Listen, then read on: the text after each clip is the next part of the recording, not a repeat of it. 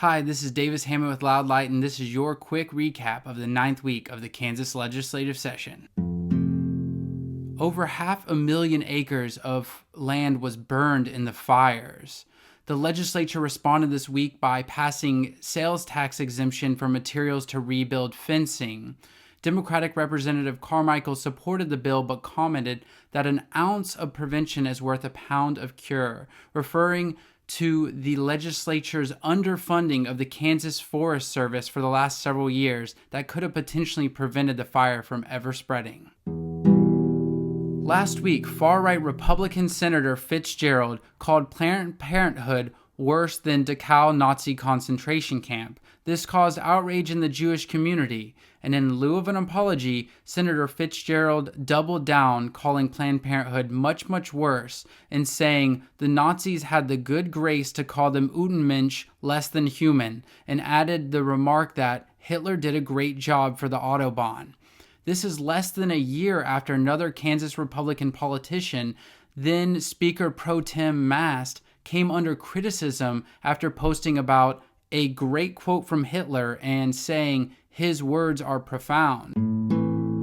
The budget for this fiscal year 2017 that ends in about 100 days still faces a $300 million gap. The Senate took up this issue this week with Republican Senate President Susan Wagle offering the idea of cutting 2% off of everything. Republican Senator Pyle offered the idea of cutting 1%.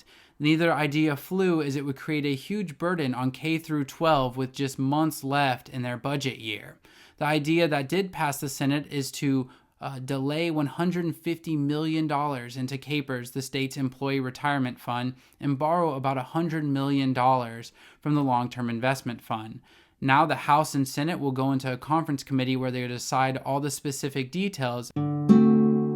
In 2015, Kansas made the most common procedure for second trimester abortion illegal. The law was blocked from implication while it made its way through the court. A lower court ruled that the Kansas Constitution guarantees a woman's right to choose. The Kansas Supreme Court heard oral arguments this week, and we expect a potentially monumental ruling later this summer. The countdown to guns on college campuses and in hospitals continues, but there is still one way to have a gun-free zone. That is by providing stringent security measures.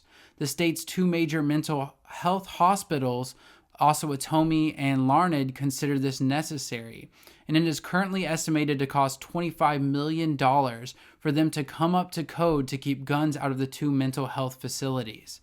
Democrats and centrist Republicans are calling for an exemption from the gun laws for these facilities. Monday is the Medicaid CanCare expansion hearing in the Senate. Tuesday, Equality Kansas will hold an advocacy day and rally on the South Steps at 11:30 a.m. And on Friday, the over 60-mile walk will begin to demand an end to the near $1 billion yearly tax break that has been going on for the last several years. You can be sure to not miss a weekly update by signing up at loudlight.org/join to receive weekly emails.